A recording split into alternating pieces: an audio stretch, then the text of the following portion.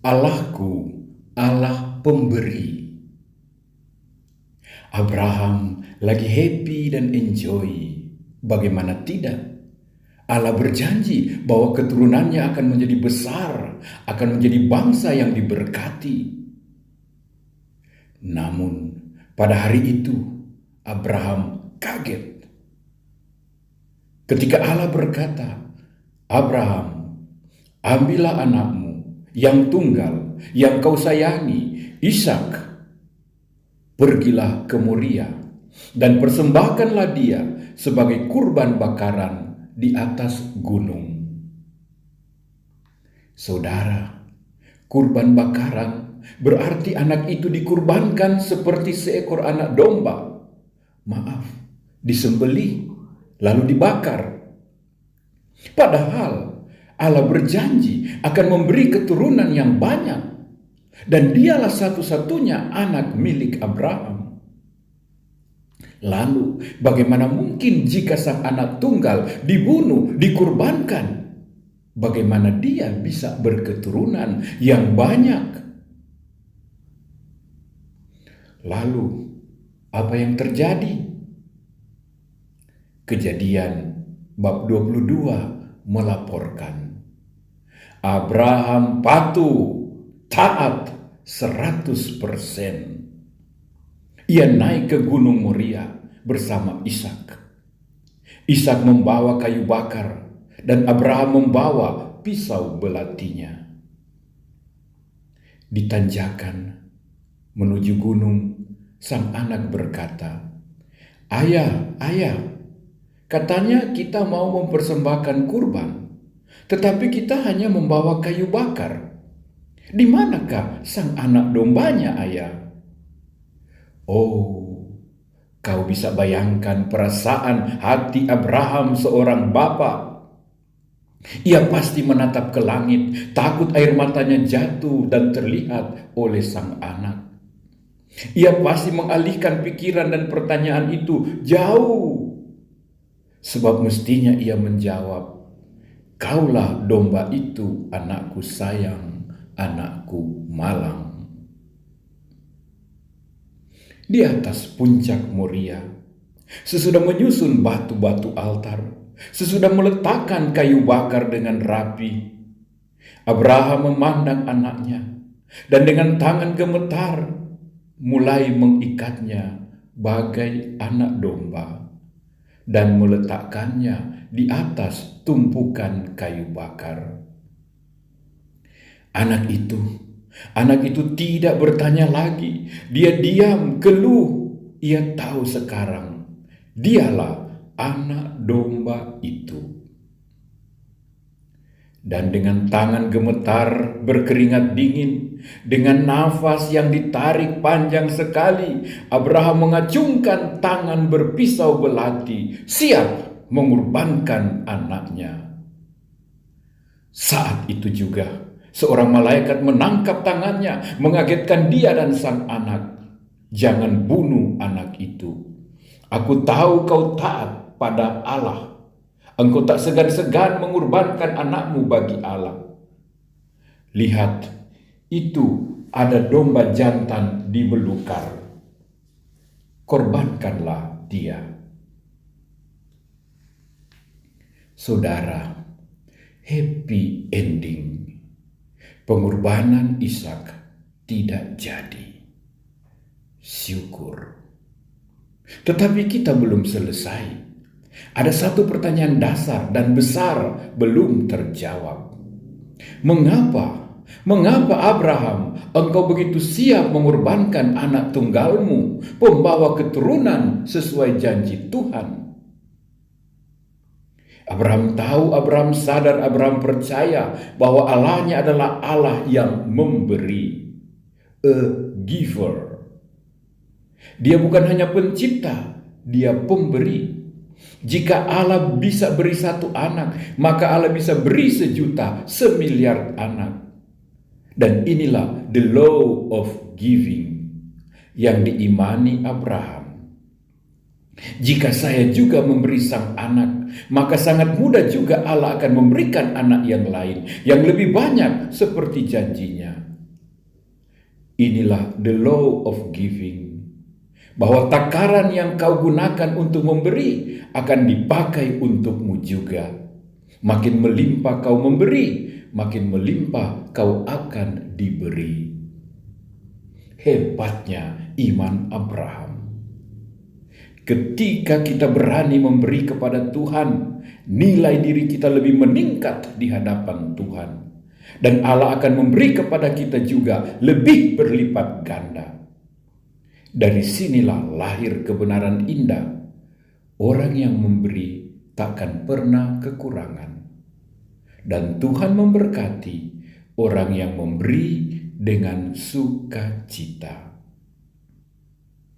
Abraham memberi apa yang Tuhan minta. Abraham taat dan patuh. Benar, jika kita bisa meminta kepada Tuhan, mengapa ketika Tuhan meminta kepada kita, kita lalu berhitung, takut rugi, takut kekurangan? Bukankah segala sesuatu berasal dari Allah? Apakah yang kau punyai dan yang tidak diberikan Allah kepadamu?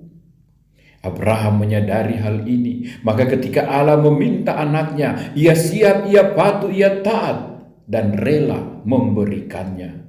Sebab dia milik Allah. Allah berhak dan Allah mampu membuat segalanya. Saya memberi Ishak kembali, saya tidak akan kekurangan.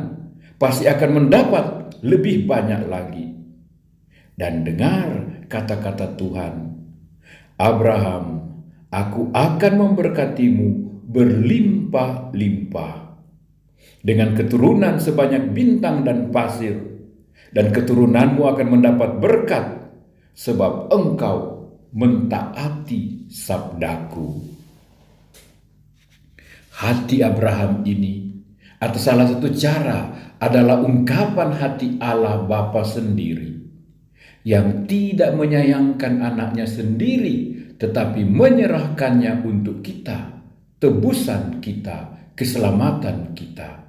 Seperti dikatakan Paulus kepada umat di Roma bab 8. Hati Ishak yang bagai domba diikat dan diletakkan di atas tungku bakaran, bukankah atau salah satu cara adalah gambaran Yesus, Sang Putra terkasih, pada siapa Tuhan berkenan, yang bagaikan anak domba kelu diantar ke tempat pembantaian menjadi korban di mezbah Golgota, dan menjadi tebusan pembayar hutang dosa dengan darah dan kematiannya. Namun dia akan bangkit dari antara orang mati dalam kemenangan dan kemuliaan yang besar. Di atas gunung Moria, Abraham percaya bahwa Tuhan adalah pemberi. Jika Allah memberi 1, maka Allah bisa memberi 1.000.000. Dan jika saya memberi, mengembalikan apa yang Tuhan beri dan Tuhan punyai, Tuhan juga bisa memberi, menggantikan berlimpah ruah. Di atas gunung Golgota, Yesus juga yakin, jika benih ini jatuh dan mati, ia akan tumbuh dan menghasilkan buah berlimpah-limpah. Pemberian dirinya akan menghasilkan sangat banyak, keselamatan, kemuliaan, kehidupan, kebangkitan banyak-banyak orang. Sebab benih gandum harus ditanam agar menghasilkan ribuan kali lipat. Saudara-saudari, setiap kita merayakan Ekaristi, kita memperingati dan mengalami kebenaran ini. Allah adalah pemberi. Kita yang taat pada sabdanya, kita yang taat pada permintaannya, takkan berkekurangan, kendati nampaknya mustahil sekalipun. Dalam Ekaristi, Kristus Sang Anak Domba Paskah dikurbankan, dihadirkan pengorbanannya lagi. Bagai satu roti yang dipecah menjadi berkah bagi ribuan orang, pemberian diri Yesus ke alam maut menghasilkan kehidupan, keselamatan manusia dan manusia. Allah adalah pemberi. Tak pernah pemberian kita mengerdilkan, mengecilkan kita, memiskinkan kita. Kita akan bertumbuh, bertambah, berkembang dalam kuantitas dan kualitas. Dalam Ekaristi kita diminta memberi persembahan atau derma kita. Terserah sesuai kerelaan hatimu, 5%, 10%, 20%. Seperti Abraham, memberi saja, Tuhan akan mengembalikan, Tuhan akan mengganjari. Aku akan memberkati engkau dengan berlimpah-limpah, janji Tuhan. Maka dalam Ekaristi kita juga mempersembahkan selain persembahan, niat-niat baik kita, rencana-rencana, bakat, talenta, waktu, pikiran, fasilitas milik kita untuk kepentingan Tuhan. Itu juga akan diganjari, akan dikembalikan dengan berlimpah-limpah. Di Gunung Tabor, Yesus memberi dirinya pada Bapanya dalam doa, dalam surrender yang total. Jadilah kehendakmu Bapa. Dan Bapa mengganjari dia pemuliaan, transfigurasi. Yesus masuk dalam kemuliaan, dari kemanusiaan menuju keilahian. Dan terutama Allah memberikan peneguhan padanya. Engkaulah anakku yang kekasih, anak yang menyerahkan diri pada Bapanya, anak yang dimuliakan, anak yang juga harus melewati sengsara dan wafat, dan akan berakhir dengan kemuliaan. Bagi orang Katolik, Ekaristi adalah culmen et fons, adalah puncak kehidupan, tapi juga sumber kehidupan. Puncak hidup karena kita bertemu dengan Tuhan di sana, kita mendengarkan sabdanya, dan kita memberikan persembahan diri kita. Dia adalah sumber berkat karena dari Ekaristi kita menerima berkat berlimpah-limpah untuk tugas perutusan kita.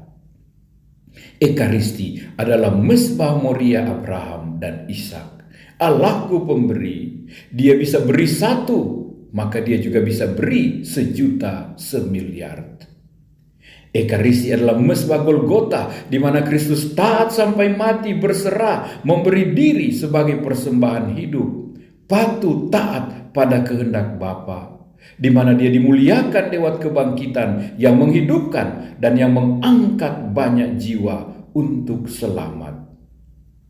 Yesus yang memberi diri di Golgota, lahir baru, tumbuh baru, berlimpah-limpah dalam diri para kudus, para martir, para rasul, saksi iman, para putra putri gereja yang mulia hidupnya, yang baik, yang bagus hidupnya. Seperti selayaknya, inilah anakku yang terkasih.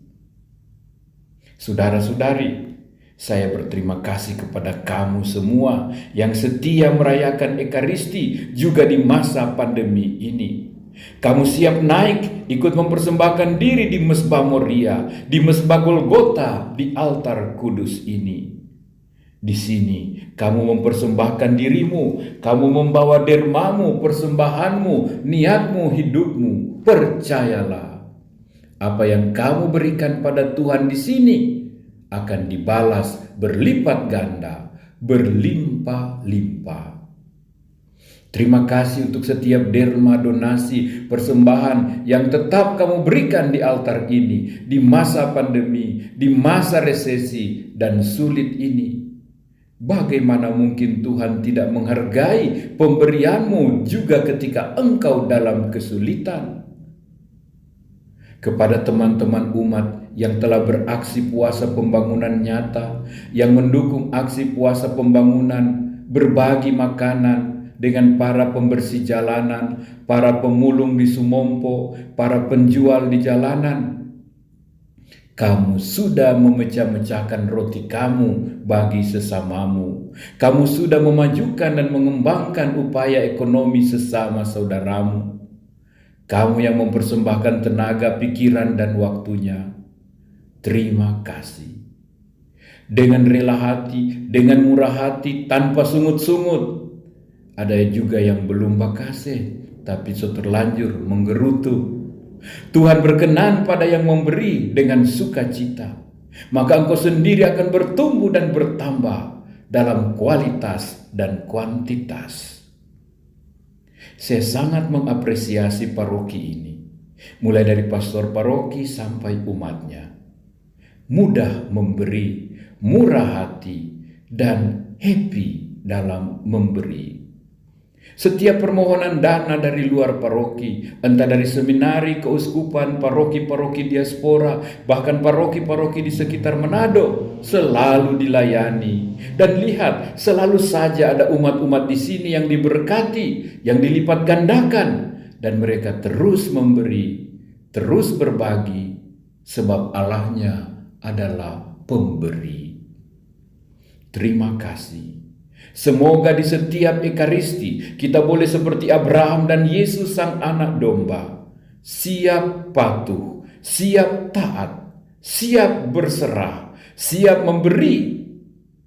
Dan nun jauh di lubuk hati terdalam kita, biarlah kita mendengar kata-kata Tuhan. Aku akan memberkatimu berlimpah-limpah, sebab engkaulah anakku yang terkasih.